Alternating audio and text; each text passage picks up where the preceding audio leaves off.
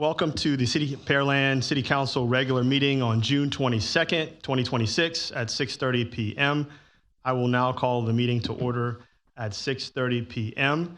As a point of privilege, I just want to recognize Chief Harris and Chief Dunham, the new police chief and the new fire chief for the City of Pearland in the room today.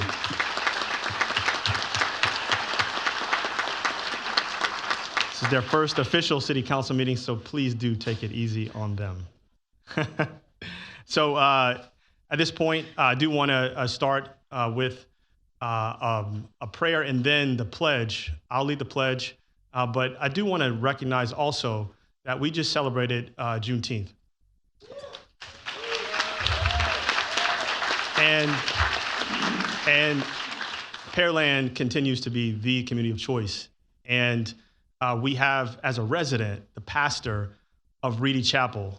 And if you're not familiar, Reedy Chapel is the site after the enslaved peoples were notified that those peoples marched back to church. And she is the pastor of that church. She's a Pearland resident. And I've asked her to give the invocation tonight as we stand up for the invocation, and then I'll lead the pledge and the Texas pledge. If she could, she can go to the podium in the back. Amen. Let us all come together under the Creator that has created us all. We come this evening, Lord, asking you that you will come in this room, that your presence will be here, that we will feel you, that we will do what it is that needs to be done in the name of your Son, Jesus the Christ. We thank you for the turnout. We thank you for those that have come. Now we ask you to combine our minds and our hearts together, that we might act and do the thing and the will that you will have us to do. Bless us all, Lord, in Pearland, that we might come together in unity on one accord. In the name of the Father, the Son, and the Holy Spirit, we pray. Amen. Amen. And her name was Pastor Lynette Patterson. Apologize.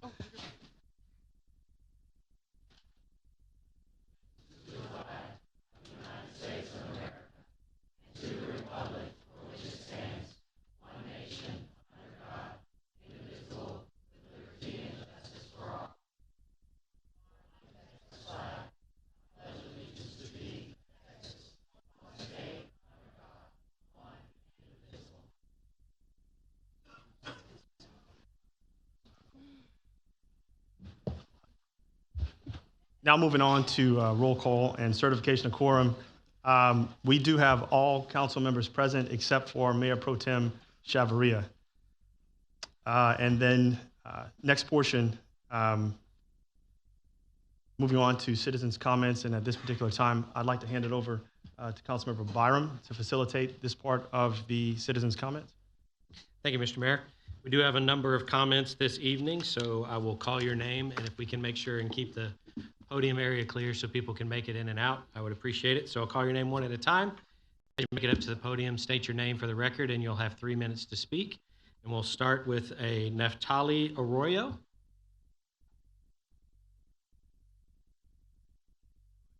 Go to the podium there in the back.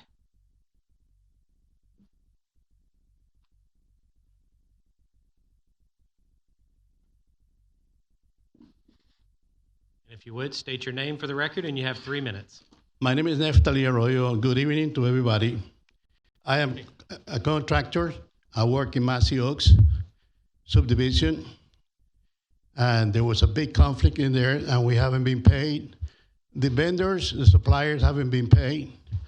So I asked the mayor before for investigation for this case because I consider there was a very corrupt case, including the land, including the subcontractors and the contractors. So I need the City of Pearland to help me to figure out how to pay everybody. Thank you. Okay, thank you, sir. Appreciate that. A Lois Summers.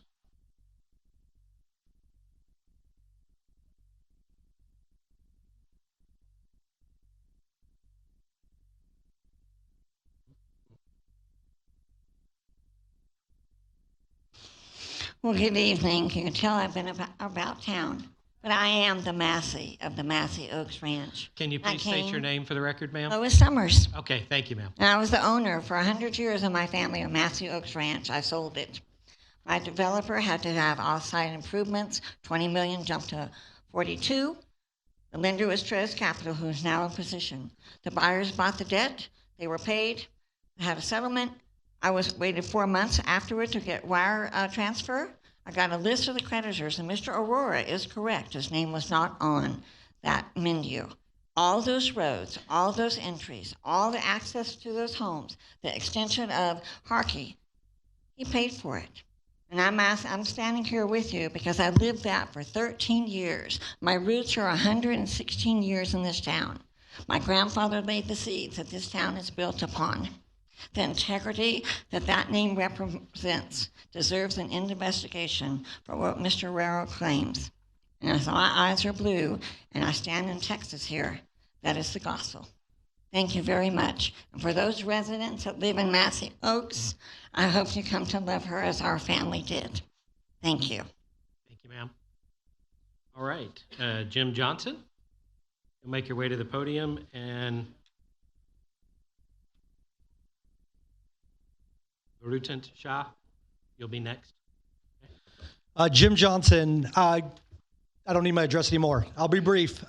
Mayor and members of City Council, I know you have a very busy meeting tonight, so again, I'll be brief. My name is Jim Johnson. I serve as the president and CEO with the Pearland Chamber of Commerce. I want to personally invite each of you to join us for the Pearland Chamber's second annual 2026 Water Symposium on Thursday, August 27th from 9 a.m. to 2 p.m. at Alvin ISD's Liberty Alumni Hall. This symposium brings together business leaders, community partners, elected officials, and regional experts for an important conversation about one of the most critical issues facing Pearland and the greater region, water. As Pearland continues to grow, and so does Brazoria County, water is not just an infrastructure issue. It impacts economic development, future housing, public safety, quality of life, and the ability to plan reasonably for the next generation, responsibility for the next generation. The event gives us a chance to hear from experts, better understanding the challenges ahead, and have the kind of regional conversation that helps communities like ours stay prepared and proactive. We know your schedules are full, but we would honor to have you attend again on August 27th. Whether you can stay for the full program to hear about the fight over water, have a conversation on desalination, the water impact on things like ag, chemical plants, and data centers. We appreciate and hope you can stop by. Your participation would mean a great deal. Thank you again for your service. And on behalf of the Pearland Chamber, thank you for all you do. Thank you, sir. Mr. Shaw and Alfred Henry, you'll be next.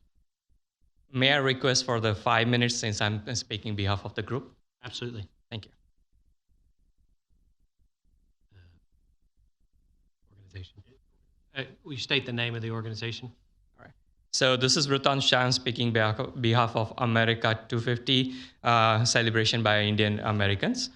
Honorable Mayor, distinguished member of City Councils, and other civil officers, thank you for the time this evening. As a dedicated community servant who has spent years working to enrich our local community, I'm incredibly proud to stand before you. I'm here to invite you to a historic milestone taking place right in our backyard. On Saturday, June 27th, our beautiful Independence Park will host a landmark celebration as America 250, celebrated by Indians originated Americans. And together, we want to honor America 250, making 2.5 centuries of American independence, freedom, and innovation. This is far more than a festival. It is a moment of profound gratitude.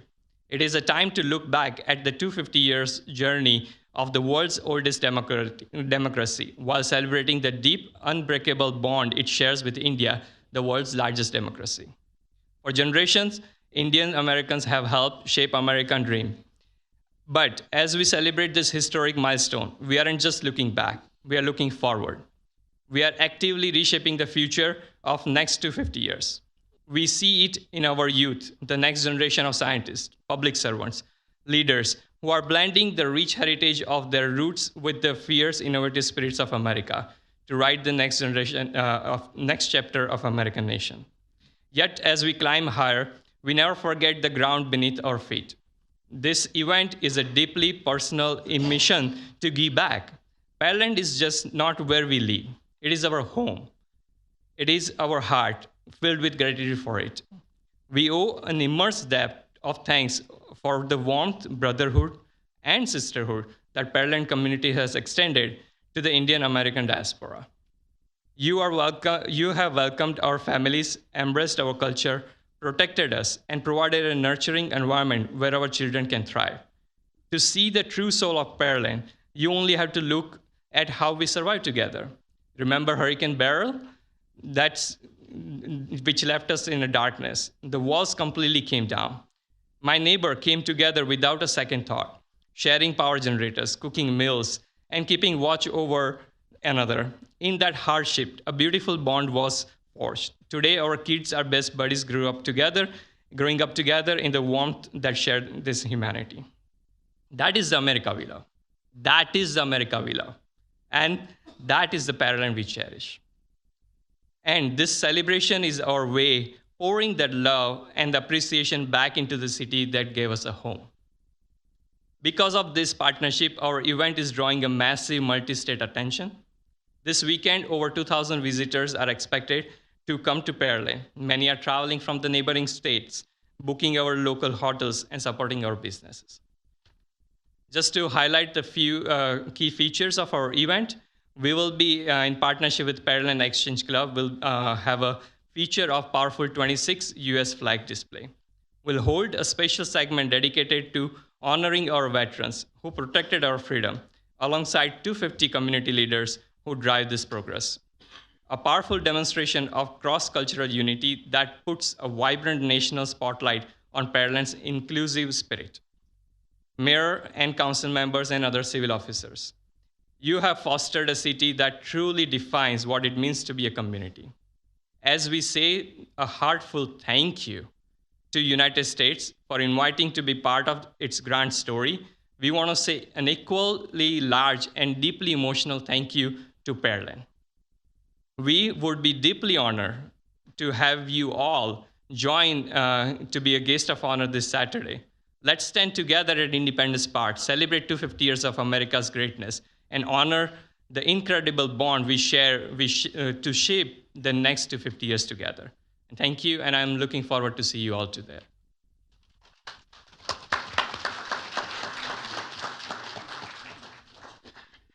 Thank you, sir. Alfred Henry.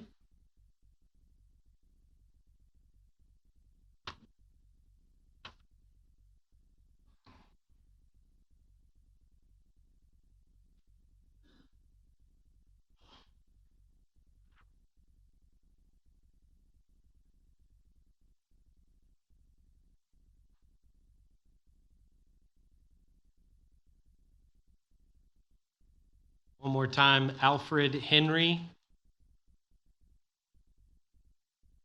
Chief McCune, would you see if Alfred Henry is out there, please? All right, moving on. I'm going to try. Concepcion Gonzalez Mimoez. Did I get that even remotely right? Yes, I'm here. Okay, state your Hey. name, sir, and you have 3 minutes to speak. Yes, my name is Concepcion Gonzalez. I represent Sky Black Rentals. We work at the Massey Oak job site. We provide, we supply equipment for the Harkey Road sanitary sewer and water line project in Pearland, Texas. Following the completion of the work, substantial rental balances remain unpaid, which lead Sky Black to issue a formal demand letter and pursue collection efforts. At that time, the outstanding balance included amounts owed by both Rivera JL Construction and Arroyo Utility and Concrete. Since then, I am pleased to report that debt related to Rivera JL Construction has been resolved and paid in full. However, the balance owed by Arroyo Utility and Concrete remains outstanding.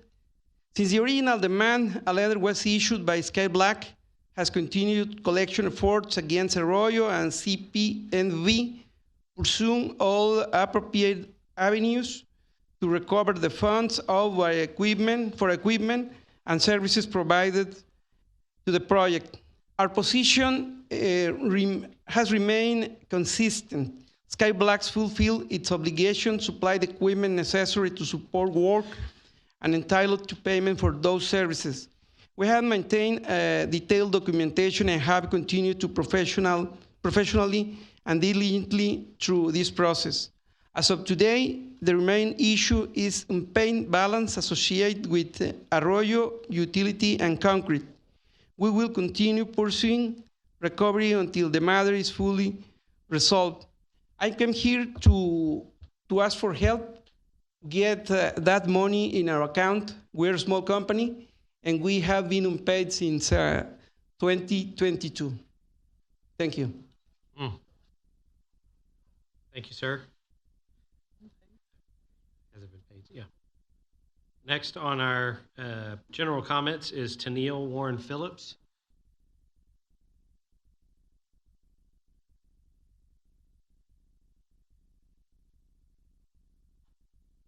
Ma'am, real quick, if I can ask you a quick question. Did you want to speak in general comments, or did you want to speak on new business item number 2? General comments. Okay. Okay. Please state your name. You got 3 minutes. Thank you. Thank you. Good evening. My name is Dr. Tennille Warren Phillips, and I am a resident of Pearland. I'm here tonight regarding the challenge to Mayor Wiltz serving on regional boards. Just days ago, we celebrated Juneteenth, a reminder that the rights, representation, and equal treatment have often required advocacy when they should have been given. It is troubling that the opportunities historically afforded to Pearland mayors are now being questioned when it comes to Mayor Wiltz. The voters of Pearland elected Mayor Wiltz with confidence in his leadership, judgment, and ability to represent the city. When I cast my vote, I expected that he would be afforded the same opportunities and access that prior mayors received, including service on regional boards. The question of whether he is qualified has already been answered by the voters of Pearland. I fully support Mayor Wiltz representing our city, not only locally, but also on regional boards where important decisions affecting Pearland are made. I also support Mayor Wiltz facilitating a community town hall on housing affordability and other issues impacting residents. Pearland families continue to face increasing cost of living, and residents deserve an opportunity for meaningful engagement and dialogue with their elected leaders. The issue is bigger than one appointment. It is about fairness, consistency, and respecting the will of the voters. The voters of Pearland are watching. We are also in the lobby, observing. We are engaged. We are informed and participating. We will remember who represents the will of the voters and who works to ensure that every elected official is afforded the same opportunities to serve the community that they were chosen to represent. Thank you.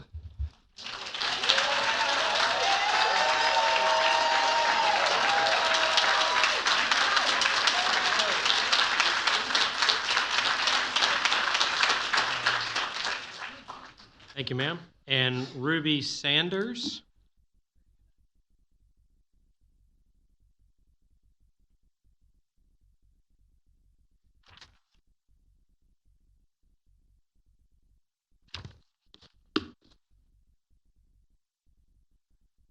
Hello, my name is Ruby Sanders.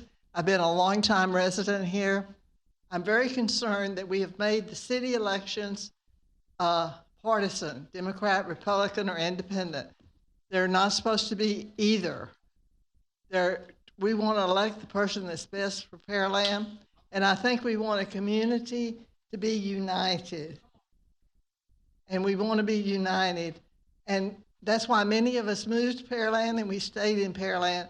But when I hear people saying, I might move out if we don't stay united. That bothers me because we have kept the community feeling from the time we were 1,600 people to now where we're 200,000 people. So I want us to think that we are working together to be the best Pearland. We want to be Pearland. We don't want to be Friendswood. We don't want to be Houston. We don't want to be Clear Lake. We don't want to be anybody else. We want to be the best Pearland we could be and be the best city in Missouri County.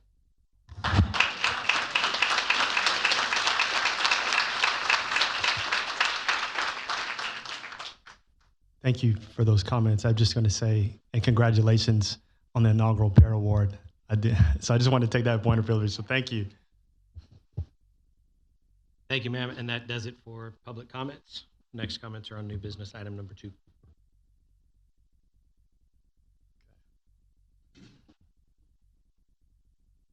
So moving on to consent agenda. Are there any items that need to be removed? So consent agenda A through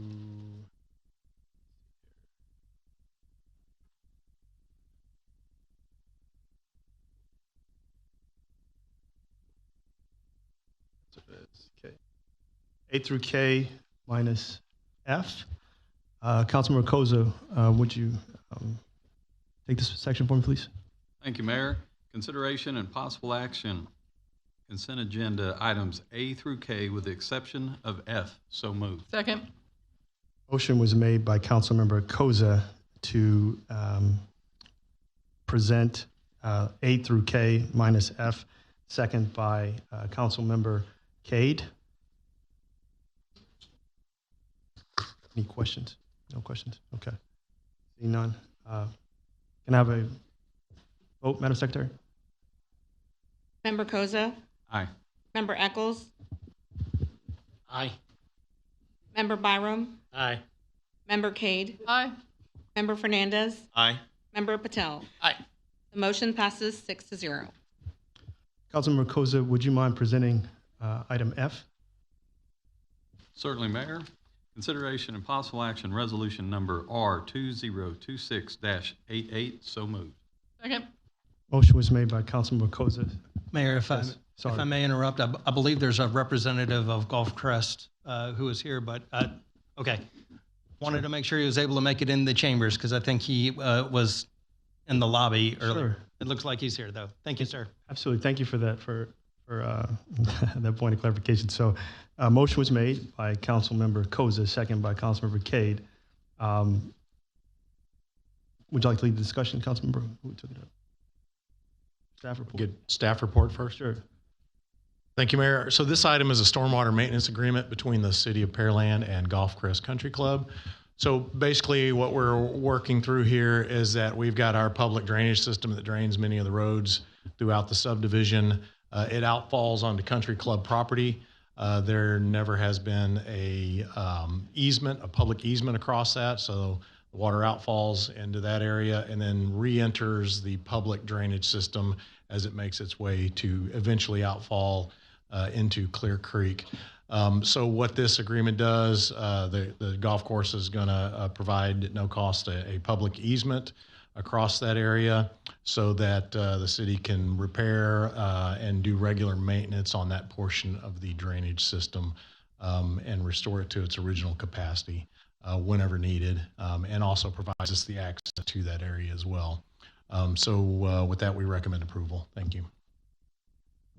Perfect. Any other discussion? Councilmember Cade. I pulled it just because I was curious about the $2,000 a year annual maintenance cost. Well, and I wanted to hear you explain it also, but. Sure. So I think that's just an estimate over time as far as maintaining the open ditch section of this, like we do all of our other open ditch sections across the city. So when we need to, and as you're well aware, we've got a drainage program that examines and inspects all of our enclosed as well as our open ditch drainage systems over a 10-year cycle to maintain that. So I think they just average that out over time. And we do have some repairs on some of the existing inlet structures that we do need to make out there that will work into our drainage maintenance program. So real quickly, the gentleman that was here from Gulf Crest. Yes. Could you provide some context? Is that possible? This agreement is with Gulf Crest Country Club, and he's a representative from Gulf Crest. So I just want to make sure. That's good. Okay. Please state your name. Renee Rangel. I'm the general manager of Gulf Crest Country Club.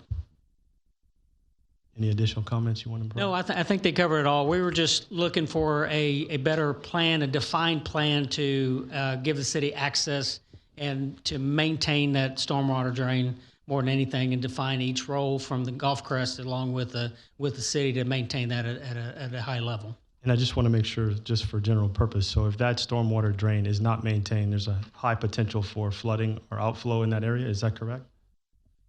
I think like any of our drainage infrastructure, if not maintained over time, it increases the possibility of flooding. And so this gives us the ability to restore that to its original capacity. So there's an initial cost for a maintenance overhaul and then maintenance, preventive maintenance thereafter. Is that correct? Yes, sir. Okay. Any other questions for the Renee? Okay. Seeing no further questions, let's move on to the vote. Madam Secretary? Member Koza? Aye. Member Eccles? Abstain. Member Byram? Aye. Member Cade? Aye. Member Fernandez? Aye. Member Patel? Aye. The motion passes 5-0. Thank you. Councilmember? Thank you, Mayor. For public hearing number 1 and new business item number 1, I'll be recusing myself from these two line items as it poses a conflict of interest that I have with the applicant. Pursuant to section 2.77C, as in Charles, of the Pearland Code of Ordinances, I have filed an affidavit with the City Secretary's office, and so I'll be stepping out. Thank you. Before we move forward, I'll give you a chance to step out. Yep.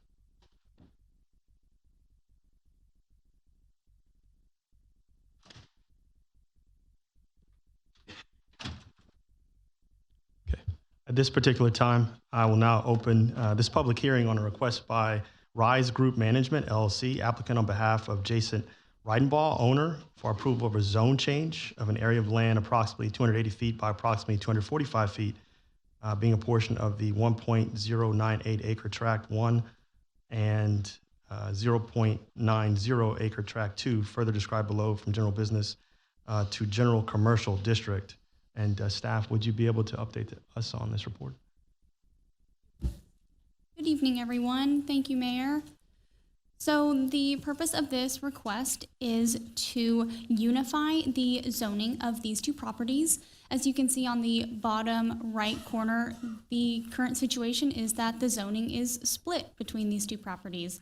And so no development is proposed at this time. However, the applicant would like to rezone a portion of the property that is currently general business to general commercial to allow for additional uses to be permitted within the existing buildings.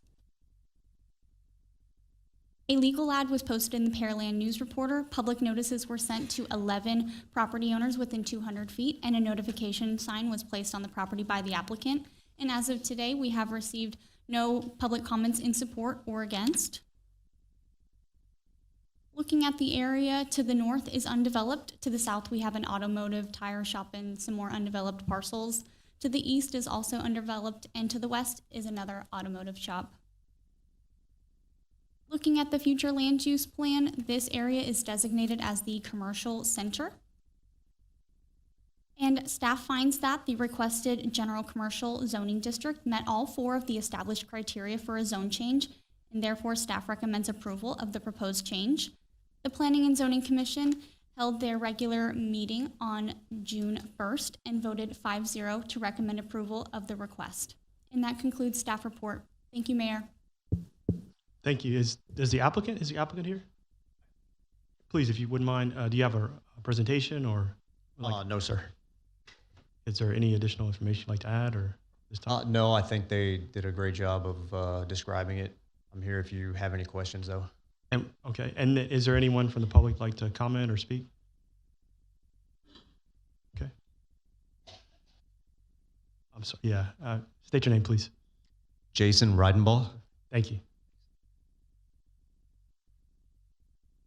Okay. If there's nobody else want to speak on this issue, I'd like to close this public hearing. Councilman Echols, could you present new business item? Consideration possible action. First reading of the ordinance number 2000M-284. So moved. Second. Motion was made by Councilmember Echols, second by Councilmember Byram. Is there a staff? Good? Nothing? Anybody questions? Questions here? Councilmember Goza? Thank you, Mayor. Mr. Reidenball, could you go back to the podium, please? It shows right here that the majority of the property is GB with a small sliver GC. And normally when we have these type zone changes as far as this goes, we have tenants that are looking to move in that fit in a GC instead of a GB. Do you have tenants currently set for this that you're trying to get moved in, or what is the impetus for going to GC? Because the majority of the property is GB instead of GC. We have not been able to sign a few leases because of the zoning. GC is a little bit more of a broad, it encompasses more broad use. And you've got retail, the front two buildings are retail. The back building is more kind of flex, where it's, contractors all the way to, we just signed a lease with a lady that she delivers coffee to corporations here in Pearland. So it's a real broad use that uses those warehouses. They're really called flex spaces now. And we feel the general commercial zoning better fits that. So it will make it easier for us to, sign leases with tenants that want to do business there. But it also, I think it'll reduce the amount of work necessary, because it's zoned as GB, but if somebody needs that, they have to put a request in to you or to the zoning commission to get a variance or get a change, right? And so it'll eliminate, I think, a lot of that if it's just GC. So what type businesses have you currently had that were not able to sign a lease? Because normally what you do is you'd file, you were close, you'd file what's called a CUP, a conditional use permit, that would go before our Planning and Zoning Commission. Then once it passed through there, whether it passed or failed, then it would come to council for a final vote.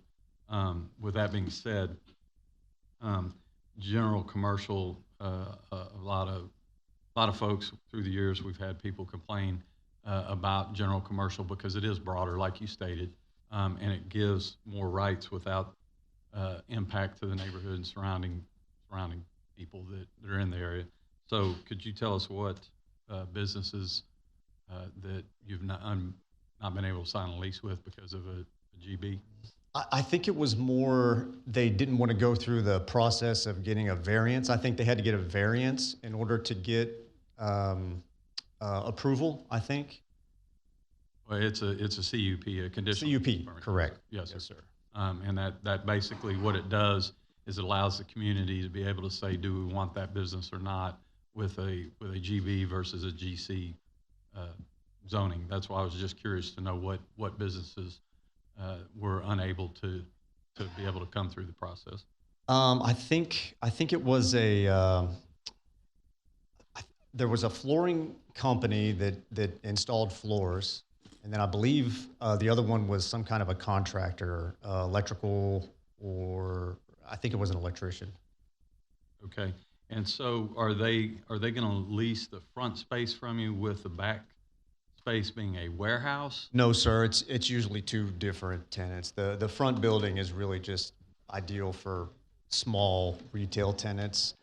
I suppose somebody that needed some storage could rent one of the warehouse spaces in the back, but currently we don't have anybody. We don't have anybody in the retail that's leasing space in the back. If there is any warehouse space, it has to be M1 because that's where your zoning for storage and warehousing resides in M1. So Yeah, correct. And that's one of the reasons we wanted the zone change because, to fit that description, you've got a portion that's warehouse and a portion that's some office, right? Most of these businesses, they want a small reception area, a restroom, and then a warehouse. And you can only do that in the GC. We couldn't do that in GC. you can't warehouse in GC. I just want to make sure you understand warehousing is only available in M1. In M1? Yes, sir. Mr. Koza, if I may, office warehouse is permitted use within the general commercial zoning So district. office warehouse, but Yes, sir. what happens if somebody comes in with just a warehousing? So the required floor plan that would come to staff would showcase 25% of the floor area dedicated to office space. Okay. And if it was just straight warehouse, it would be by CUP. Exactly. That's what I want to make sure that he understood, that just a straight warehouse would not be, okay to just have a straight warehouse. Oh, with no office or restroom? Yes, sir. I understand. No, none of those are built. They're all built out with office and restroom in them. Okay, but I mean, it's got to be a combination. That's what I just want to make sure you I got you. understand. Yes, sir. Because you won't be able to, the only place you can have a straight warehouse is in M1. So that's what I just want to make sure that you understood. Yes, sir. Because the next problem you'd run into is if you got somebody saying, hey, I want to lease space to store stuff, and you went to try and do that, then you'd run into, you can't do that without an office. Correct. I understand. So I just want to make sure that you're clear with that. If it is to be converted over to all GC, that that situation would still cause you to have to go through a CUP. So there still has to be an office used to it, is what you're saying, right? Yes, sir. 25% is what she stated, and that's what the rule is. So I just want to make sure that you. And that's I would say probably 95% of the people that look at leasing space from me. That's what they need. Okay, I just wanted to be clear because the next thing you'd be frustrated in the fact that you'd come back and go, hey, why can't I have just a warehouse? So I just want to make sure that you're aware of that situation. Yes, sir. Okay, thank you. Councilmember Patel. Thank you, Mayor. How much of that building is empty right now? Mr. Fernandez operates Cop Stop. He's the largest tenant there. My understanding is he's leaving at the end of next month. So at that point, we'll have 7,000 square feet available. Okay. And I guess you said you've had tenants. You don't have a tenant specifically that needs this GC, correct? You don't have one that you're signing a lease that you're attentive on the change? No, sir. Okay. All right. Thank you. Ready for the question? Madam Secretary, call for the vote. Member Eccles? Yes. Member Byram? Aye. Sorry, what was that? Aye. Member Cade? Aye. Member Patel? Aye. Member Koza? Aye. The motion passes 5-0. Thank you.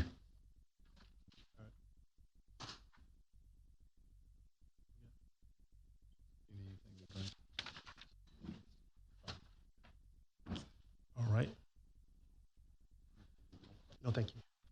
I'll now open public hearing number 2 as the second of 2 required community development block grant public hearings on the city's fiscal year 2027 HUD program, HUD program year 2026, CDBG annual action plan. Staff. Mr. Hardy's going to walk us through the presentation tonight. Thank you, Trent.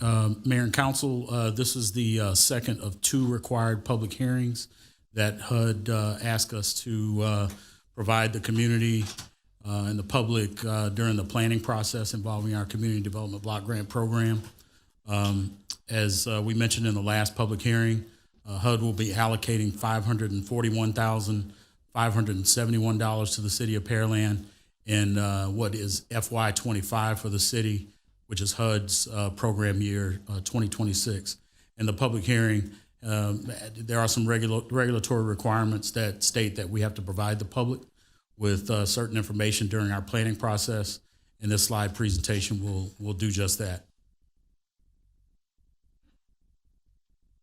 So within those regulations, 24 CFR 570 is really the wheelhouse of regulations that kind of dictate how we manage ourselves with regard to HUD entitlement jurisdiction funds. And as a CDBG entitlement jurisdiction, we attempt to make sure the public and our stakeholders are well informed about the process of planning for CDBG funds. And this public hearing will do that. I think the most important thing is that we provide the public with the amount of funds that are going to be received, the range of activities that are possible for us to use those funds. We want to make sure we are meeting HUD national objectives with the funds and acknowledging any activities that will result in displacement. None of our activities planned forward have any impact on displacement when it comes to Pearland residents. So just to give a little background on the program and how we came to be a HUD entitlement jurisdiction entity. Of course, it's regulated through and created through the HUD Act that was passed in 1974. And when cities become a population of 50,000 and over, they can become a HUD entitlement jurisdiction. And that simply means that they will receive an allocation of formula created allotments of CDBG funds on an annual basis based on a formula for determining that amount. The program allows for about 24 spending categories. It's a very flexible spending program. And basically the program parameters allow us to fund efforts to improve housing, social services, redevelopment activities, and as well as infrastructure improvements in the community. Talked about HUD national objectives. They're basically three. The program must either remove slum and blight, meet a local urgent need, which would come in the form of a natural disaster or something community-wide that would be catastrophic and require efforts to address a response to those kinds of problems, and or serve low to moderate income residents in the community.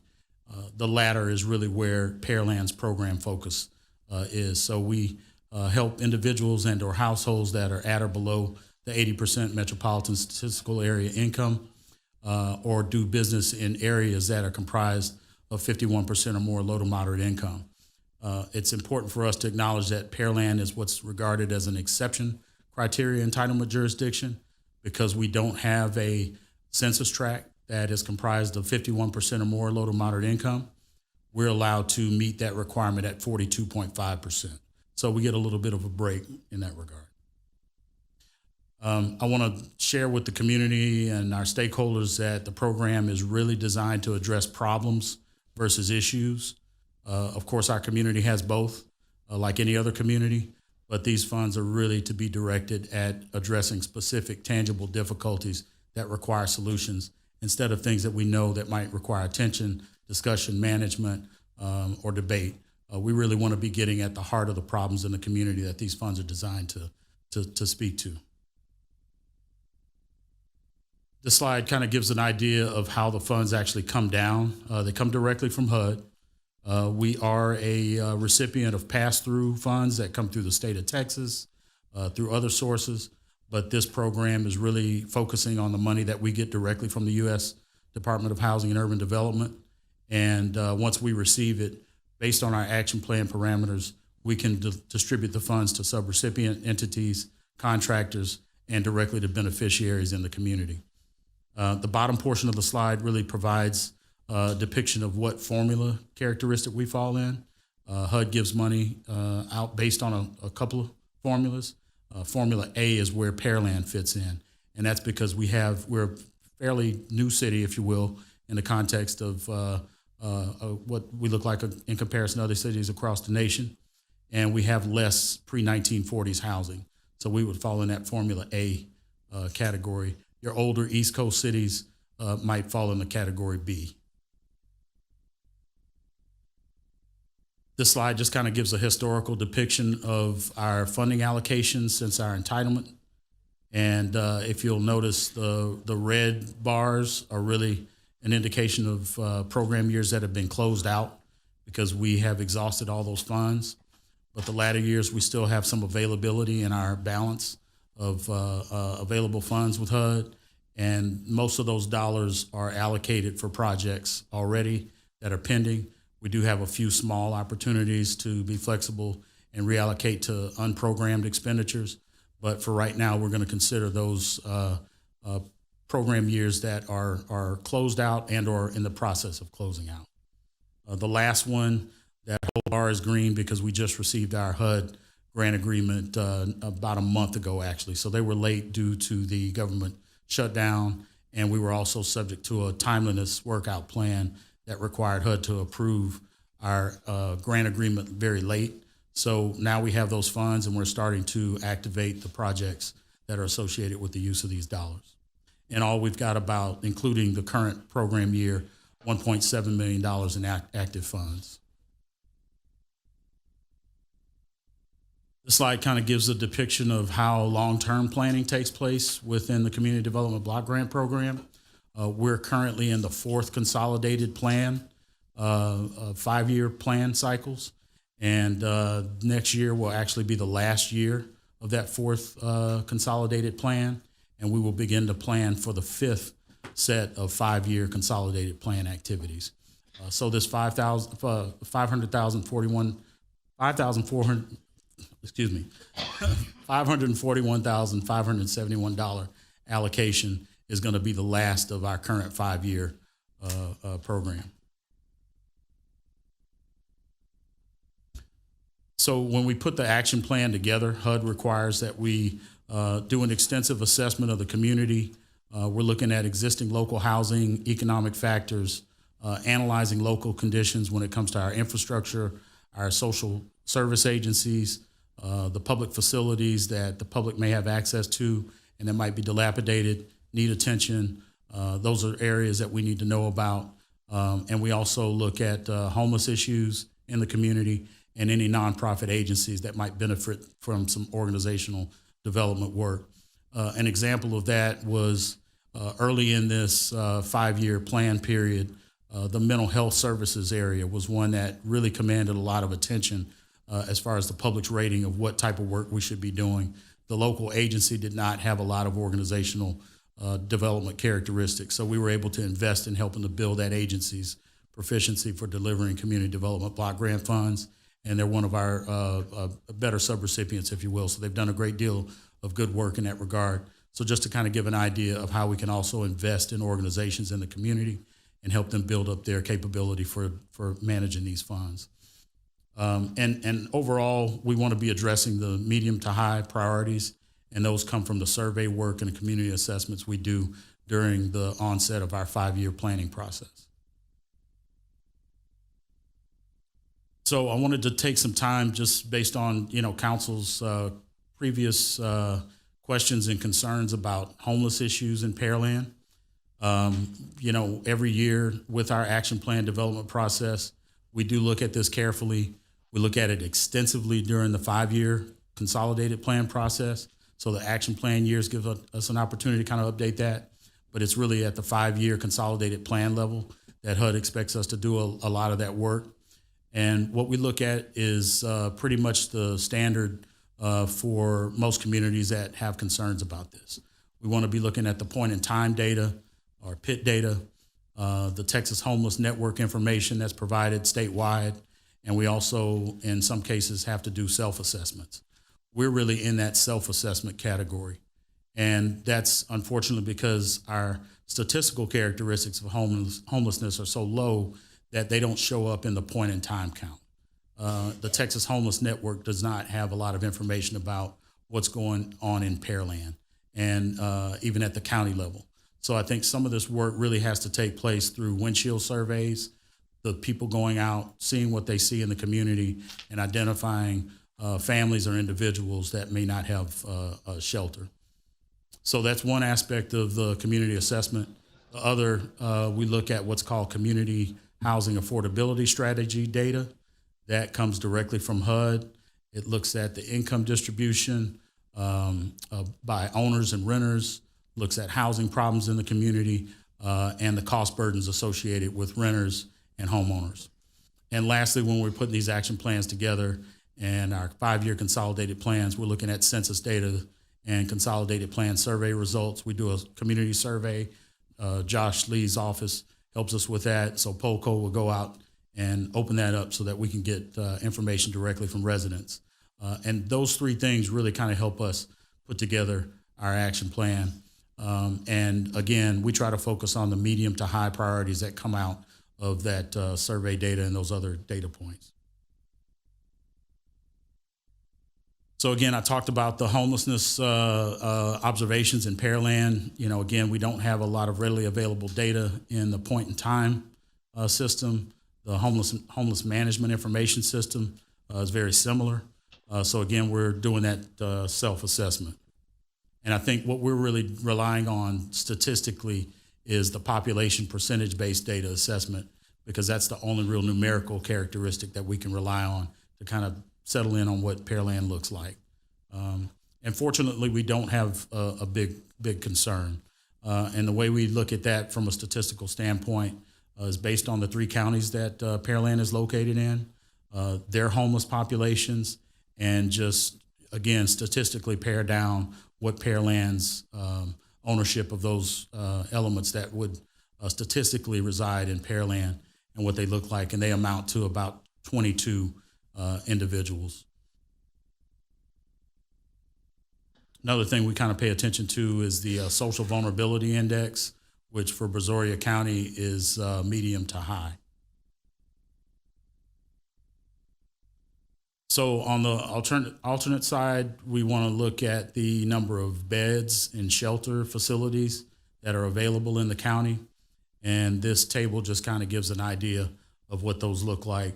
Our bed count is obviously capable of handling the issues that exist in the county. So with 160 of those beds compared to the 60 homeless individuals that are in Brazoria County, I think we're at ample capacity there. So to kind of bring that discussion home, these are questions that I think we want to be asking as we enter into the 5-year consolidated planning process. Number one, going back to problems versus issues, is this a problem or is it an issue? Should we develop programs that combat homelessness in Pearland? Is it something that the Community Development Block Grant Program should be responsible for? Or is this something that's more appropriate for a community-based organization or citizens to take up as an issue? And those other questions. So those are things that we'll continue to look at as we get into next year's more robust planning process. Some of the CHAZ data I mentioned, I won't go through all these, but these are the kinds of data points that come out of that.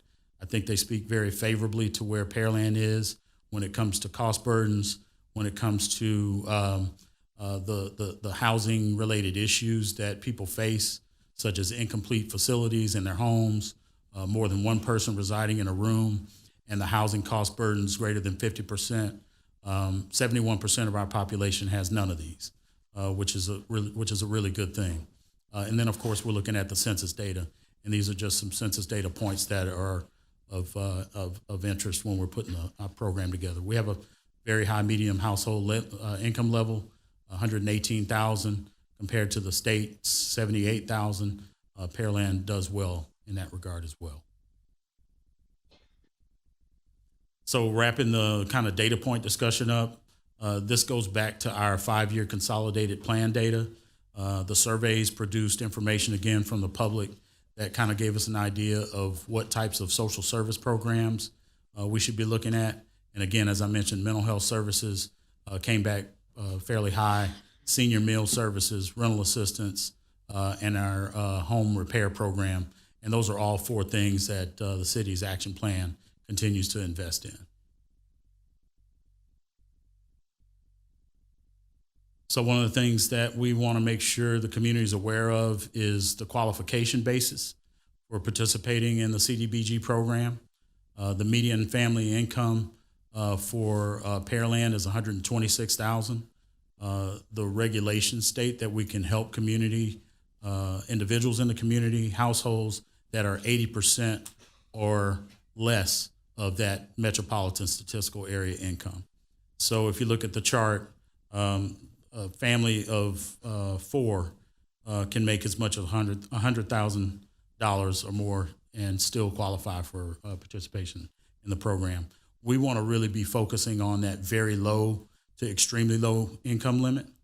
And so the darker shaded box is really kind of where our efforts kind of hone in on to reach those that are in need the most.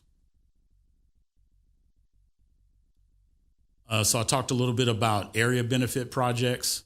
So we've got a map that depicts the census block groups in Pearland that are eligible for us to place infrastructure improvements, sidewalks, things that area residents can benefit from. And this is all based, again, on the 42.5% minimum low to moderate income household percentage in those census block groups. So this map, the shaded blue areas, kind of give us an idea of where we can put those kinds of projects.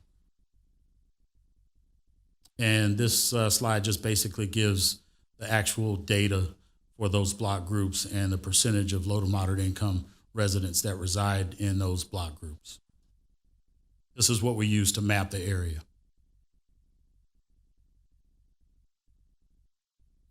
HUD gives us some categorical spending limits for our action plan.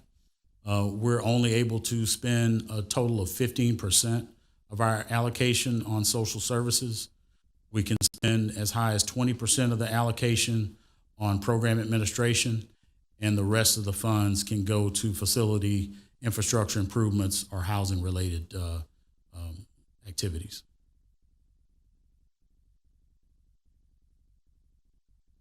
So getting to what everybody really wants to know, how would we propose to spend the money?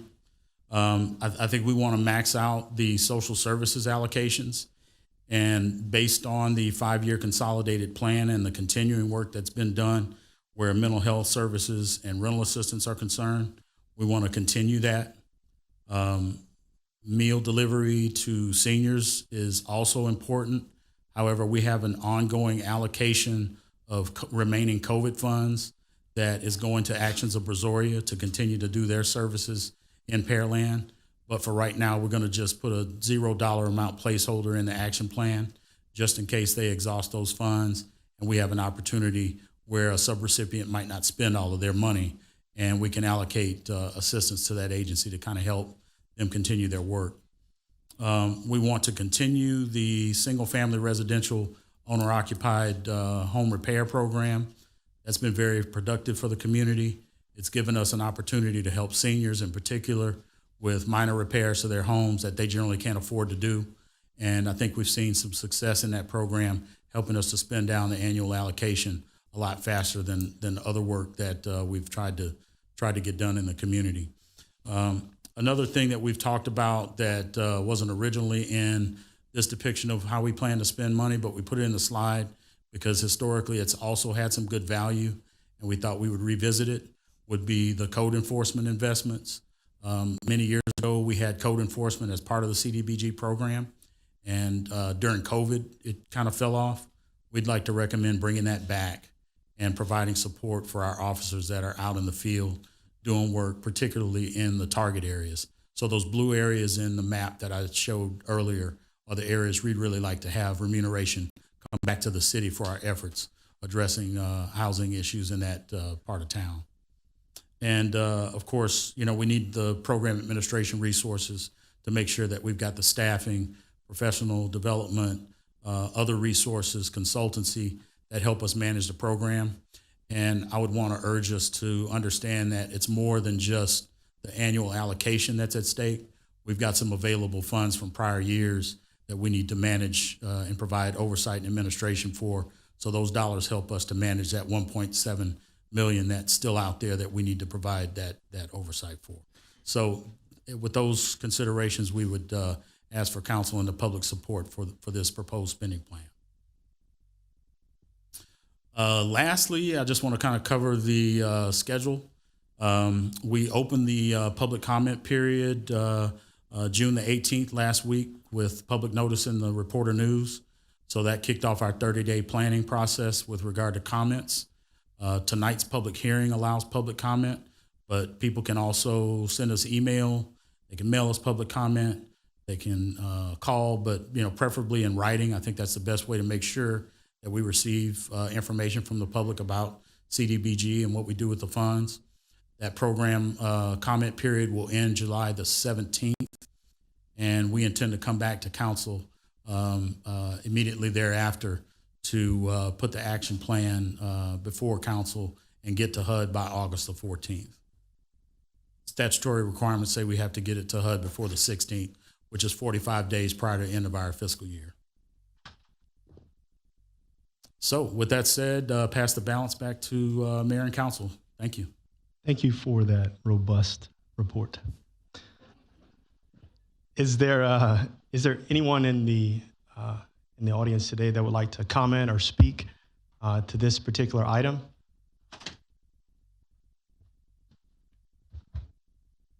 Okay. All right. Any questions, Councilman Koza? Thank you, Mayor. First off, everybody that's here, we normally don't have this packed the house, so Joel Hardy has always been our government guy, whether we're seeking money or getting funds like this to help our communities. So Joel, thank you very much for the report you just gave. You do a fantastic job for the city of Pearland. One thing I'd like to clarify that make sure everybody understands on the code enforcement aspect, that is in order to assist citizens that have code violations, not to penalize citizens. Absolutely. I mean, I think the marriage of the code enforcement and housing rehab program give us an opportunity to address those as well. So if there's something an officer identifies that somebody just says, hey, I can't, deal with this, I don't have the resources, we make sure they have access to information about the housing rehab program. And that's helped us, work those two aspects of the effort, cooperatively. But again, the city's practice of issuing citations for things that are important continues. These resources just help to offset the costs associated with eligible area benefit activity that takes place within those target areas. Okay. So the city's practices would continue to prevail, but we just try to make sure they know about the housing rehab program as well, so we're not citing somebody for something we can help them with other funds if they're eligible. Exactly. And that's what I just want to clarify, that, so the folks here, because we normally don't have this large a crowd, and just want to make sure that they understood. Sure. We're not getting paid to go out and punish people. Exactly. We want to help and help the community. So thank you very much. Any additional questions? Councilmember Patel. Thank you, Mayor. Joel, I believe it's slide 15. It says Pearland portion. I'm assuming that's a population of 115,000. Are we talking homeless? No, sir. I hope we don't have 115,000. It's, yep, right there. Is that the population that I'm assuming you guys calculated? That's the population estimate for the Brazoria County portion of Pearland. Okay, next to it, it says Pearland. So is that Pearland population of 115? Yes. In Brazoria County. Okay, portion so it's not including Harris County. Not including Harris, it's not including Fort Bend. Yeah. Okay, yeah. All right, fair enough. And this is not old census data, but it's the most recent decennial census data. I was hoping you would say it's recent, but okay. It's recent. It's okay. It's 2020. And then there's a map you showed with the blue, I believe it is slide 20. Yes, sir, right there. Business Center Drive, that's mostly apartments. So are you guys going to be able to send code enforcements there as well? Or is this for individual homes when you said we're going to have code enforcement? I think the city's standards would prevail over how they handle code enforcement duties. So I would defer to community development and their standards of practice. But if there's a business owner that's not compliant with our code requirements. Well, I mean, I'm talking about apartments. I'm not sure I look for Vance. I'm not sure that that's the impetus of the program. It's really more single family owner-occupied property. Okay, just because I don't remember seeing, that's all businesses there, so I don't know how it made it in the map. So it made it in the map because that's an eligible block group for us to produce an area benefit project. So if there was a sidewalk or something like that that made sense, or or some other type of infrastructure improvement that we could afford, it could legitimately exist in that block group because of the income level that comes out of the census data there. Okay. So this is just a depiction of what is available to us as far as where we can put area of benefit. It doesn't say that this is where we have to do business. Okay. And code would ultimately determine how they deploy themselves when it comes to priority or problem areas that are eligible for us to activate resources. Thank you, sir. And just to be clear, there are multiple facets of where these funds could be used other than just code enforcement that would be able to be utilized, such as mental health services and other such. Is that correct as well? Correct. Yeah, we do what's prioritized from the response we get from the community and the community assessment. Okay, and then I had another question real quick before I pass it on to Councilmember Cade. So you said notices were put out in the reporter that's kind of what has been the precedent thus far. Yes. And so is that the only print that notices are put out, or is that just a subset? I mean, the council agenda itself as published, provides that. But, honestly, we act on the basic requirements that HUD expects us to. So the reason I ask is, would it preclude us from putting in other publications? And the reason I ask is, we just had a council meeting that we amended, I guess, the charter to utilize the same methods that the state uses. So would this prevent us from doing that, or would this be just as a separate? So what I would recommend is when we're doing our 5-year consolidated plan process, we pursue more robust ventures like that. We're late in the current 5-year planning process. And a lot of those priority determinations have already been made back in 2022. And the reason we don't want to, and I'm not saying we shouldn't keep the public informed, but I think we're already in a cycle of allocation that meets those priorities. And HUD expects us to meet long-term goals and objectives. So the potential for that to change is very limited. So I think we meet the requirements and utilize that approach to making sure that HUD can approve the action plan that we present. Sure, no, and I just want to make sure that we're successful. That's why I'm asking, because I know, to my knowledge, the reporter is limited into the scope in which it delivers its viewers. And so if we want to make sure we maximize, let's just look at other ways to make sure we disseminate the information. If we are to maintain some kind of compliance in print, let's at least explore other opportunities where the multitude and masses of Pearland receives those print documents. That's really the concern. Sure. We just want to manage in accordance with the allocation. We have a small amount of money, and there's really not, a lot of variety of opportunities that exist to vary from that 5-year planning process. So I would just say we want to be as reasonable and, coordinated with the amount of funds that are available for this. Absolutely. And I see Mr. Provence. Yeah, yes, sir. I was just going to suggest that the city has an official newspaper for publications that is compliant with state law. We can over-publish, but it doesn't meet the minimum requirements because you have to do it with the city's awarded publication and or the reported news outlet that we have, whatever that newspaper of official record. So yeah, the newspaper of official. Thank you, newspaper of official record. So we have that, and that changes from time to time. You have to meet certain minimum qualifications, and when that contract comes up for renewal, we could absolutely look at something else. But if we over-publish, we can't rely on that over-publication to meet the minimum standard if we have an official. In other words, we can't exclude the official newspaper. So if you have to choose $800 to publish here or here, it's got to be the one that's the official newspaper. Yeah, no, and I'm want to make it clear that I'm not advocating one particular publisher or another. I just want to make sure that we're as much publication as possible is what I'm hearing from you. That's exactly it. Thank you. Are there any other additional comments?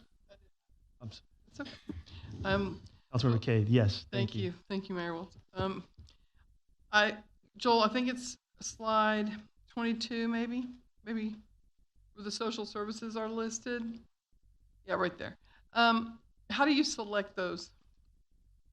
So that, good question. So of course, the 5-year consolidated plan process helps us to identify the priorities, but and at that time, we will go out for applications. But the interesting thing is Pearland really has very little in the form of nonprofit organizations that have the capability and solvency to be able to carry out these programs. They're all cost reimbursement, and we're looking for legitimate 501c3 agencies that have the viability to do the work, and that's just not something that proliferates in our community. If you go to IRS website, you might see thousands, but they're really about 6 or 7 that make sense for legitimacy purposes. So they do have to apply. Early on in the 5-year consolidated plan process, but we don't want to depart from what we've started because HUD's expecting us to have a multi-year impact on the work. So we continue them as they meet the identified goals and objectives. Thank you. I appreciate it. Any other questions?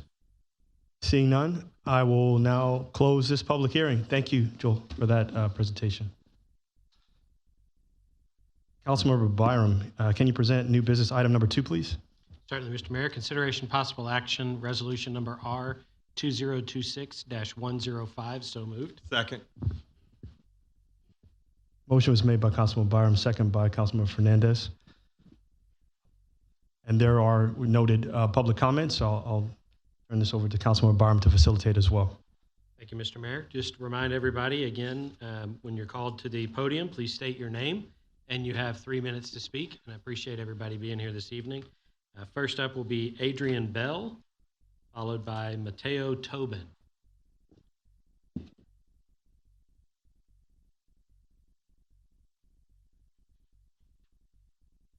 Good evening, Mayor and Council. I'm Adrian Bell, and I am a proud resident of Pearland. I'm here tonight to ask the Council to appoint Mayor Quentin Wiltz to fill the vacant unexpired terms on the Houston-Galveston Area Council 2026 General Assembly, the Houston-Galveston Area Council 2026 Board of Directors, and Houston-Galveston 2026 Transportation Policy Council. Just a few weeks ago, the voters of Pearland elected a mayor to represent our city. When Pearland sits at regional tables where transportation, infrastructure, economic development, and long-term planning discussions are held, it makes absolute sense that our highest elected official should be the person speaking on behalf of Pearland. These appointments are opportunities for Pearland to have a strong voice in regional decisions that affect our roads, our mobility, our growth, and our quality of life. The mayor was elected citywide and carries a mandate from the voters to represent Pearland's interest. The mayor should not have to pass a litmus test from council. He already passed ours. The voters of Pearland elected him to represent this city, and I ask that you honor that choice by appointing Mayor Quentin Wiltz to these positions. Thank you.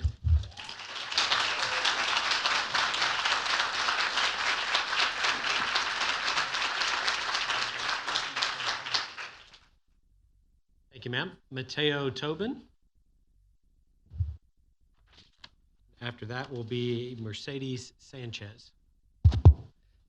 I'll be brief because some of the points were already made. My name is Mateo M. Tobin, and I live in Southtown. It's good to see on the dais some of my friends, Landy Cade, Tommy Eccles, and Quinn Wiltz, of course. I did some research about the Houston-Galveston Area Council and the board and its the Transportation Policy Council. And I'm not going to bore you and the rest of y'all with that. But I also researched to see how the membership is chosen for that. And Pearland has historically and typically selected its mayor to serve on these bodies. Longtime former Mayor Tom Reed represented home rule cities there for decades. And former Mayor Kevin Cole, who I saw here tonight, continued doing that during his tenure. The last board meeting that he attended was April 21st, 2026, and our alternate, Clint Byram, then serving as Mayor Pro Tem, attended the May 19th meeting. When council originally passed resolution number R 2025-187 last October, they may not have known that Kevin Cole would file to run for Brazoria County Judge 15 days later. Otherwise, council may have considered other arrangements as to who our representative, delegates, and alternates should be for these bodies. With respect for your honors, I ask two things tonight: that council maintain the upright, noble tradition Pearland has long held of sending, if they are so willing, our mayor and mayor pro tem to serve as our representative, delegates, and alternates to these regional bodies. The second thing, if I may have your honor's indulgence, to approach the dais and ask my friend and mayor, Gwen Wiltz, to autograph my copy of the Houston Chronicle Pearland Journal dated May 13th, 2026.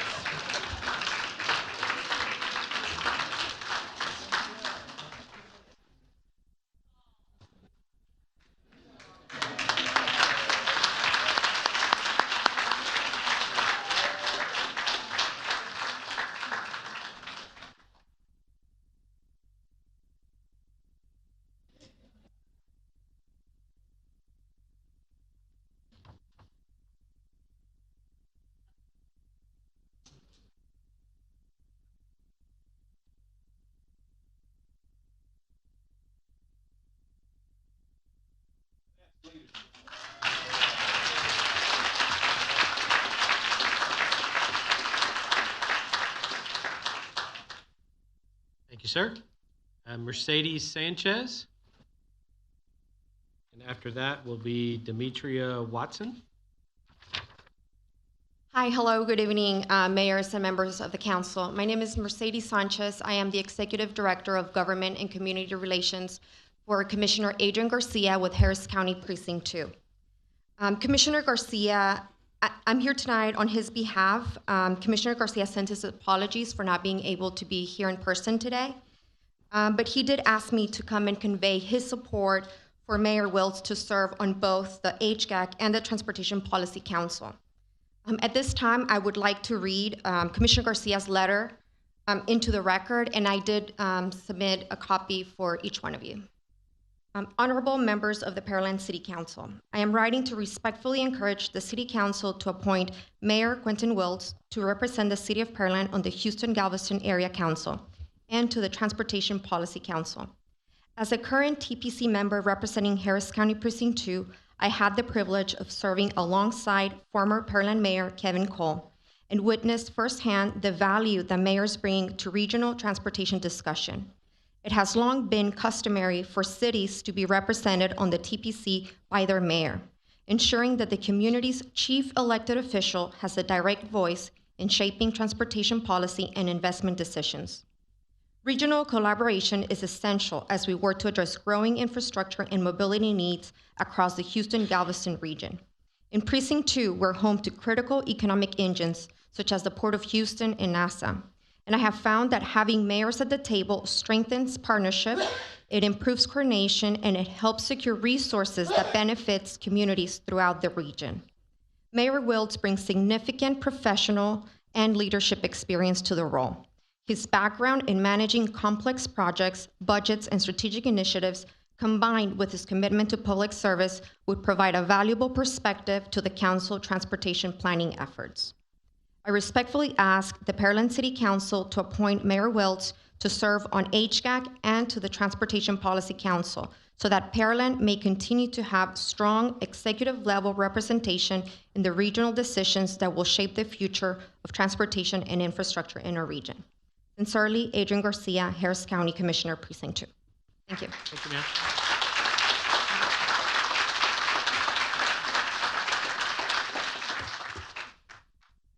Hello, my name is Demetria Watson. I'm a resident of Pearland.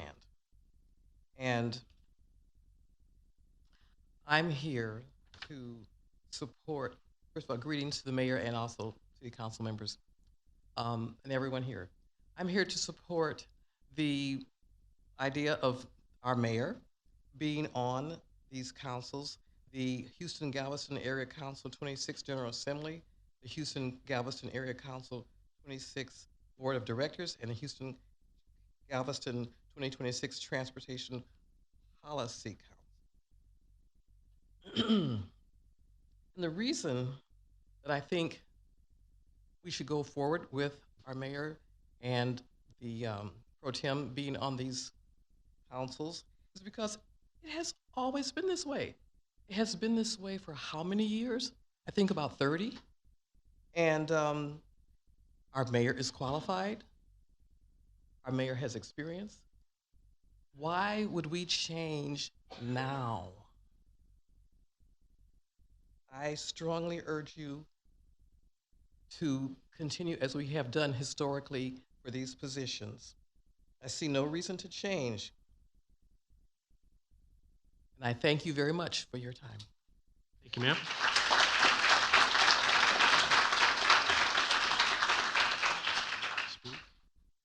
Next, we have Monica Morgan, and then Deborah Bruce.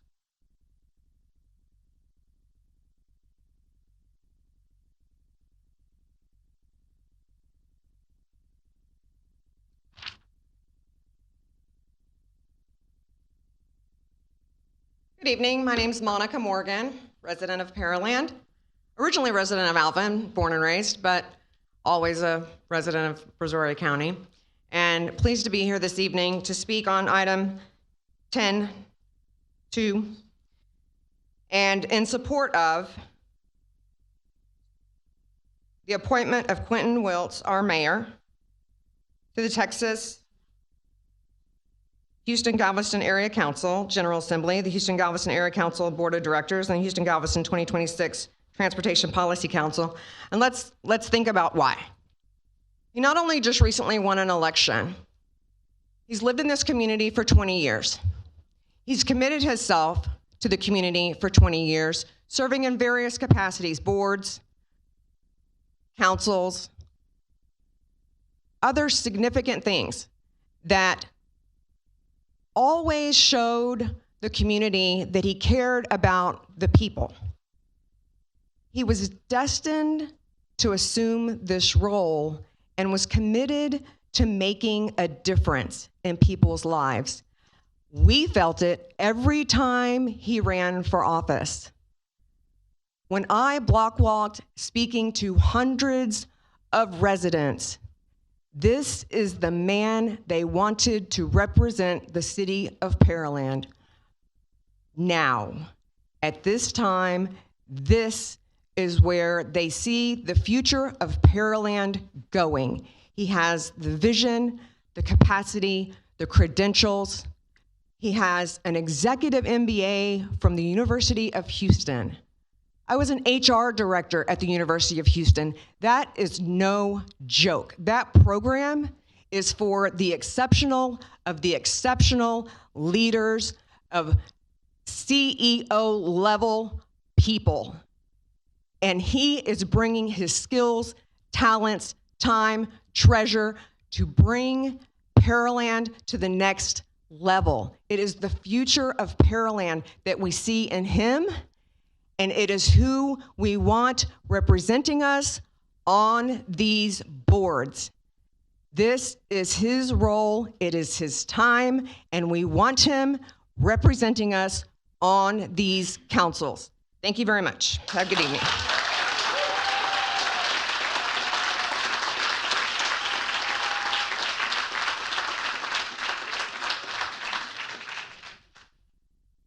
Ms. Bruce? Yes, my name is Deborah Bruce, and I appreciate the council in advance for listening. I have 5 sentences. I fully support the mayor being on all of the regional boards, and I feel that there's no room for political ploys or partisan politics.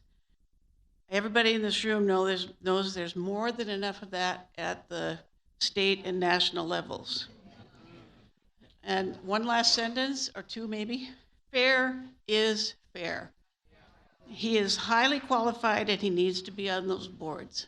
That's it.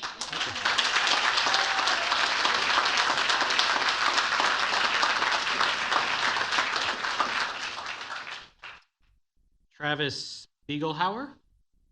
Is that right? All right. Make your way to the podium, and then Lynette Patterson will be next. Hello, my name is Travis Spiegelhauer, a resident of Pearland. Good evening. First, I would like to acknowledge a post I made online that was incorrect in my understanding of how the current vacancies would be filled. With that, I recognize that that post and the aftermath of it has created additional tensions for the mayor, the former mayor, and members of council. I do sincerely apologize for that. That mistake was my own. That said, there is a very important vote tonight on how these regional vacancies will be filled. These decisions will shape the city's representation for transportation, economic development, and so many other issues at a regional level. Today, the council will decide whether a majority of people who voted to elect Quentin Wiltz as the mayor is a qualification for him to represent us. Today, we will see if his work on city boards, the chamber, his educational background, his work within various nonprofit organizations in the city are seen as relevant qualifications to further that case. We may also hear statements in support of choosing someone else other than the mayor to represent the city. Regardless of these arguments, this would be a significant divergence from past practice and demands a strong justification from council. Ultimately, the decision today resides with council. These are important votes, and clearly many people here are passionate today. I wish you well in making that choice. Thank you, sir.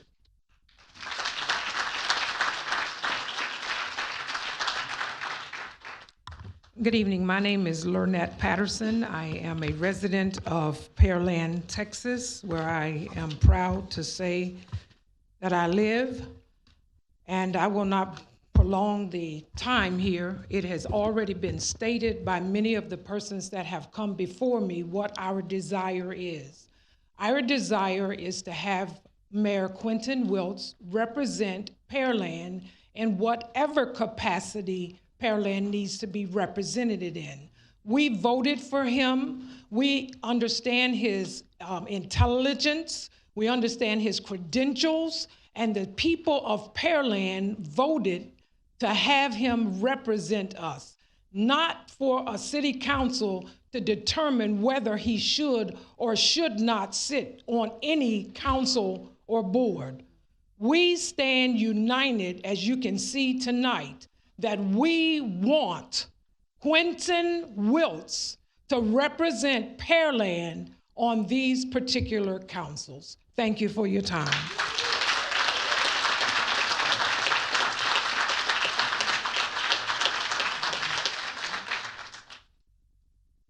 Thank you, ma'am.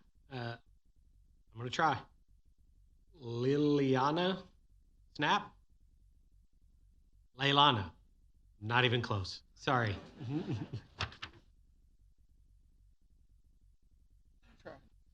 state your name correctly so I don't butcher it for the record, and you have 3 minutes. My name is Leilani Snap, and my husband and I have lived in Pearland for just over 20 years. I'm embarrassed to say that this is my first city council meeting, but seeing all these people here makes me really excited about the future that we can have if everybody continues to come to these meetings. To the point, though, I just want to reiterate what everyone else has said, that we voted for Mayor Wiltz, and we voted for him to be our representation on these boards. And he has shown in the past to have a great love for the city, and really he has all the qualifications, and I think that we all trust that he would make us proud as part of these boards, and any other decision would really be a a break in the trust that the citizens and the voters have, I believe, in the system. That's it.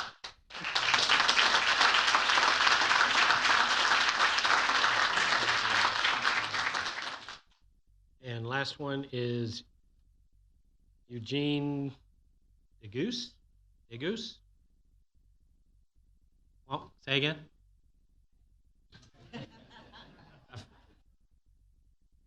Good evening. I'm Eugene DeGoyce, resident of Pearland for almost 20 years now. And I want to speak also in support of Quentin Wiltz as being our representative on the area councils where the mayor has typically been present as a representative of Pearland.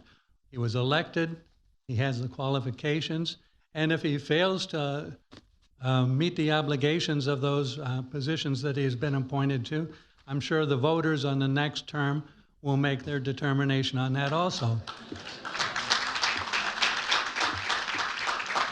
But also I'd like to say that if the city council, in terms of the priorities that the mayor would establish, if they impede him in his progress towards those goals, that the voters will have the opportunity to report on them also.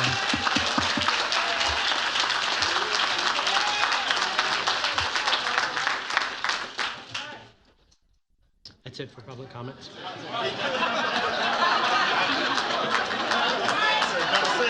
Hold on. One second. So if I could have some order, please. Some order, please. So at this particular time, I'd like to turn it over to staff to give us some context behind the appointments and maybe some additional information as well. Thank you, Mayor. In May, HGAC contacted the city regarding our positions on the TPC. And at the same time, we were examining our positions on both the primary and alternates with the board of directors as well as the General Assembly, and identified one of the things that was identified on the General Assembly is that our alternates were not tied to the primary seats, and we had one vacant primary seat, so there was a need to determine which alternate would potentially be elevated to that seat. So with those two things occurring, determined we needed to get council input on how we move forward. So turn it over to Mayor and Council. Thank you for that. I think who would like to speak first? Is there someone want to speak first? Council member? Absolutely. Council member Cade? Mayor, in looking at the board of directors, I just want to be sure there are 6 mayors, 7 county judges, 15 council members, 7 county commissioners, and 2 school board members. So they're not all mayors, just to make it clear. Just to be clear.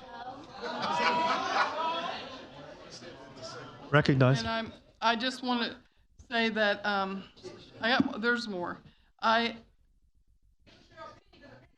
That's not an opinion. That's not an opinion. Please. Like one second. There is decorum, and people have had an opportunity to speak. And so with that, it is now council's time to deliberate and discuss. At the same moment, we shouldn't respond to comments in the forum. So let's have let's have the discussion here. That was a fact. And if it's a bad feeling to know that we're all sitting here. This is something we've all given a lot of our time to do, and we have people, it feels a little bit threatening, saying, we're watching you, we're watching you, we're watching you over and over again. And I'm saying, and if seriously? Y'all had your turn, so now it's our turn to talk. So that's it, Mayor. I just, and to all the residents here, all I wanted to say was, it's not all mayors on the board of directors. It's not inherent that the mayor assumes that role. That being, and I don't know, Mayor. I've got more to say. Let me think about it for a minute. Absolutely. Next, Councilman Patel. Thank you, Mayor. First of all, thank you for everybody coming today. I wish there was this much passion when we talk about budgets. Mayor Wiltz, I understand your concern for putting this on the agenda. And One clarification. I didn't put this on the agenda. It's a Okay. requirement. Sorry. Okay. I apologize. I understand this item was on the agenda. And I want some, if you could go to page 14, please, of the, or if you can start on page, actually, sorry. Page 6, please. So I think it's important what Councilwoman Ms. Cade was talking about. If you can scroll down slowly, and we can look at who serves on this board. And I think as council, we got to make a decision on what's best for our city. I know there's a lot of noise tonight about doing the right thing, but the right thing to me is what's best for the city of Pearland. We have a process. The process was, if you continue to go down, all the way to page, let's see, the bylaws of this commission, section 2, it tells us that our city gets one representative, if you can please expand it if possible, one representative and one alternative. And the term starts on January 1st. It starts on January 1st. So we had the fortune, I know in the past that noises, we've always appointed mayors. And Mayor Reed, who I admired a lot, served on this city 30 plus years. He was a mayor for 30 years. Mayor Cole, when I moved here, like many of you 20 years ago, was a city council member. He was a council member for a very long time. And I will tell you, Mayor Cole knows more about this city than all of us put together. And Mayor Cole was elected by this council because it was the easiest decision because of his experience and knowledge of this city. I understand Mayor Wiltz wants the same privilege, and he should. But I think it is time that needs to be proven of what you can do for this community. And I think it is important. I think it's important on council today. I understand that is a very hard decision. I think it's important that we do what's best for City of Pearland long term. When you look at this information, I will tell you, they very clearly state that in case there is an absence for any reason, your alternative will serve and finish out the term. Let the process work. Don't, every time you think the process needs to change, we can't change just to fit somebody's schedule. It doesn't work that way. So I will tell you what I actually spent some time in trying to understand of how many people are on that board. I believe there's 37 members. That board has 37 members. It is 14 council members, 6 mayors. Mayor of Houston doesn't serve on that board. Judge Hidalgo doesn't serve on that board. We have 8 commissioners. We have 7 judges and 2 trustees. I know you guys want Mayor Wiltz on there, and I get it, but there is a process.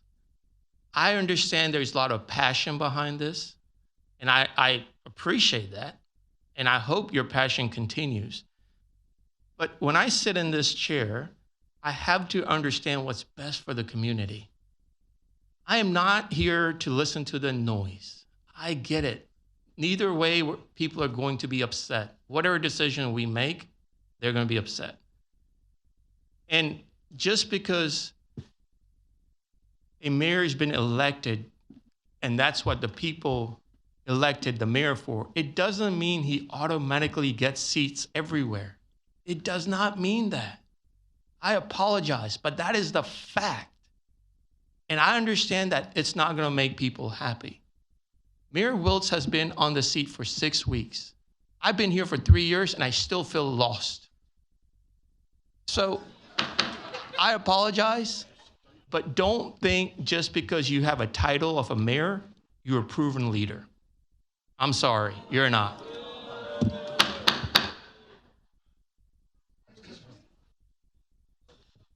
I'm sorry, the side comments. So, two things. First, I would really appreciate, Councilmember Patel, that you stop denigrating the comments and the feedback from the residents here that voted for all of us as noise. That's the first thing.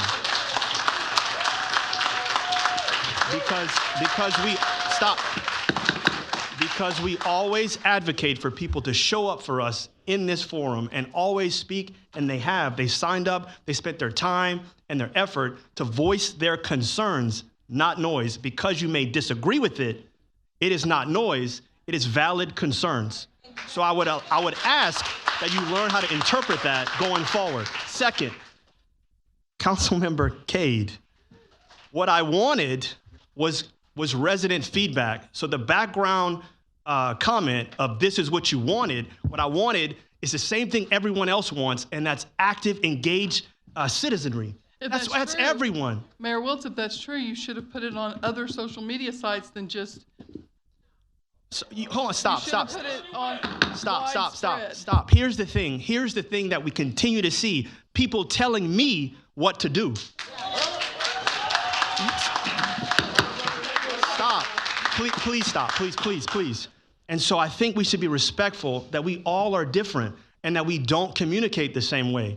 That's the understanding. That is the change. So, City Manager, Mr. Epperson, please, if you could clarify, you went through that we're going through this appointment, but could you also state the vacancies that exist so we understand what we're trying to fill?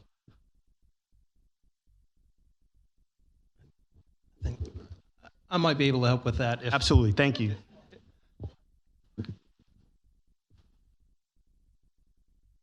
I think we should be respectful that we all are different and that we don't communicate the same way. It's an echo of truth. Thank you.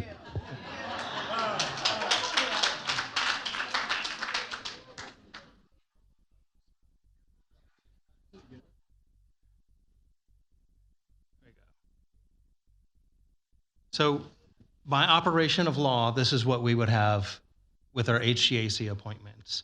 In the General Assembly, we had 2 positions and 2 alternates. As you can see, neither of those positions nor those alternates are labeled as position 1 or position 2.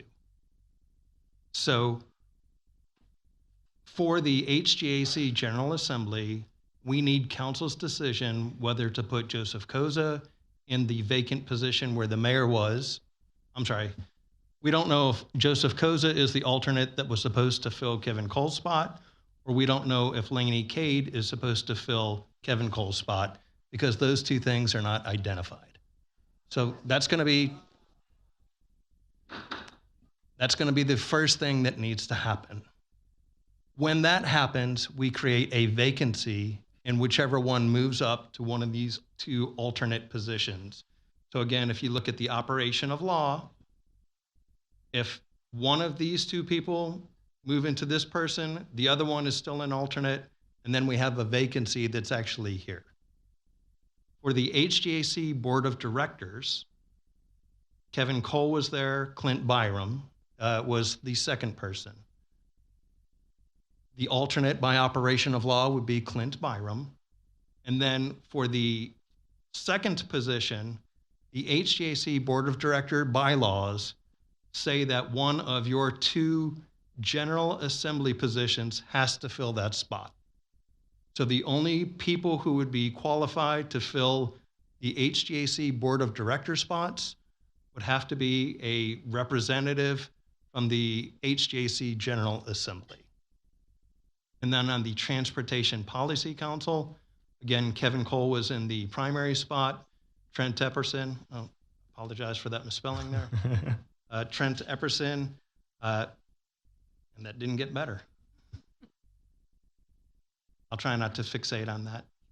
Lawrence, while you're correcting names. Yes, sir. I see Koza is K-O-Z-A misspelled as well. Thank you. Yes, sir. I'll work on that in just a second. Trent Epperson moves by operation of law, Trent Epperson would move to the primary position or the representative spot, and then we would have to name an alternate to the Transportation Policy Council. So that's how it's set up based on the bylaws and council's actions. In order to prevent a situation like this where we don't know whether it's going to be Joseph Koza. Let me try to get to that now because it's so glaring.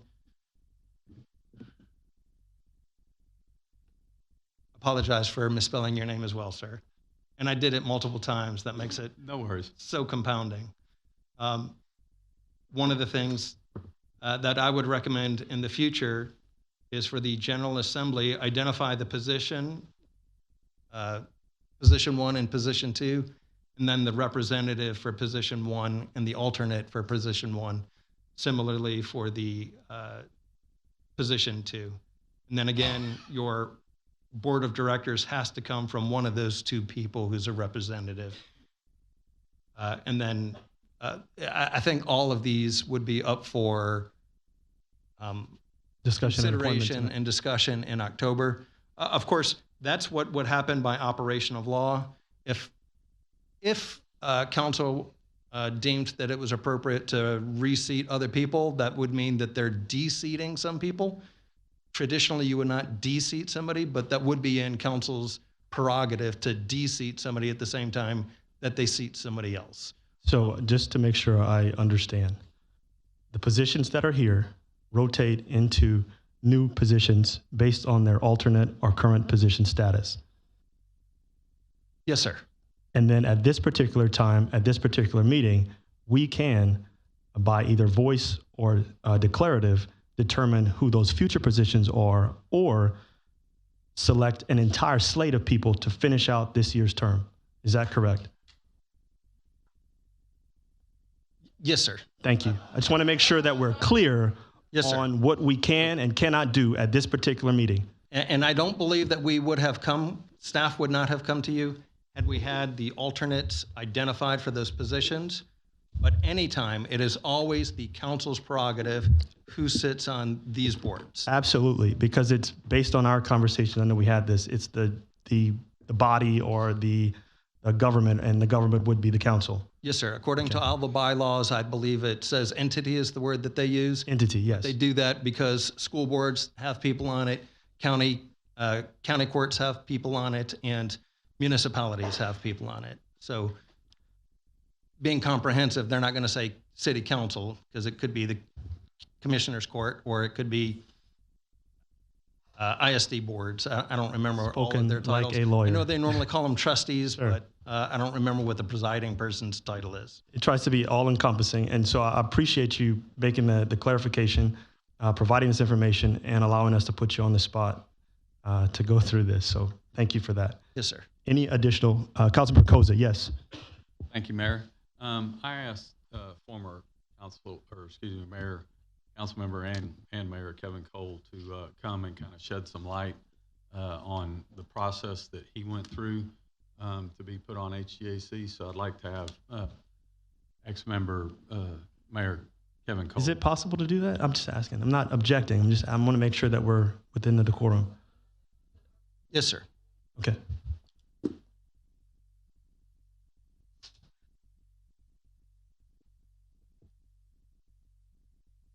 Yes, Kevin Cole, former mayor, city of Pearland, and Mr. Koza, would you just kind of restate what you're looking for there? So when you were appointed to HGAC, I'm assuming that was approximately 6 years ago, give or take, because that's how long you were mayor, maybe a month or so after. Right.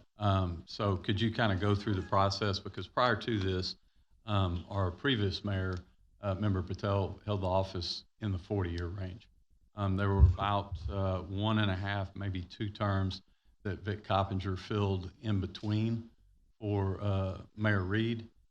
So when I went looking for any information for Mayor Reed, we did not have recorded meetings. We did not have the ability, or I didn't have the ability to find any information to see how that was handled. And currently, Mayor Cole is the only person that has any experience.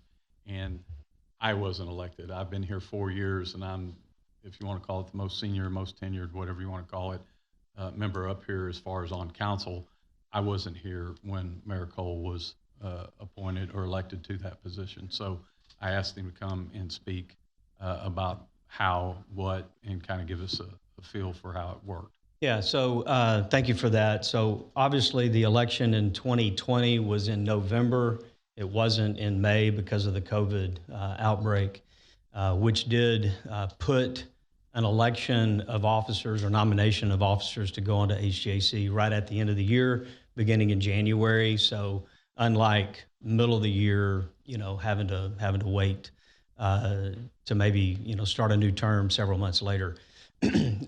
So one of the first things that we had to do, obviously with Mayor Reed coming off of both Transportation Policy Council and the HGAC Board, is to note real quick, the HGAC Board, by bylaws of the HGAC, is required to be an elected official. So all board members, 100% of those are elected officials. Transportation Policy Council, not necessarily the case because there's appointed people, there's people from TxDOT and the like that sit on those. Some councils, or excuse me, some counties have their county engineer on there as an example, so an appointed position, not necessarily elected positions. So as we move forward, obviously Mayor Reed had to come off because he's no longer an elected official, so he can't be on that board. Therefore, how, what, and where do we do this? As a new incoming mayor, I certainly knew through this process that being on any board or HGAC, my title didn't allow me to automatically be on that board. It is a vote of the council who goes on that board, and then it's just a matter of the council deciding who do they want to put up and be a part of that. So I can't speak to how Mayor Reed, 30 plus years before I got involved, went on to HGAC. I'm sure it was a vote of that council as well. And that's how he got picked, and he stayed on that board for many, many years. So amongst the council, when I walked in as mayor in November of 2020, I actually had, at that point in time, had more experience as a council member and in the area than any of my council. In fact, I think it was Tony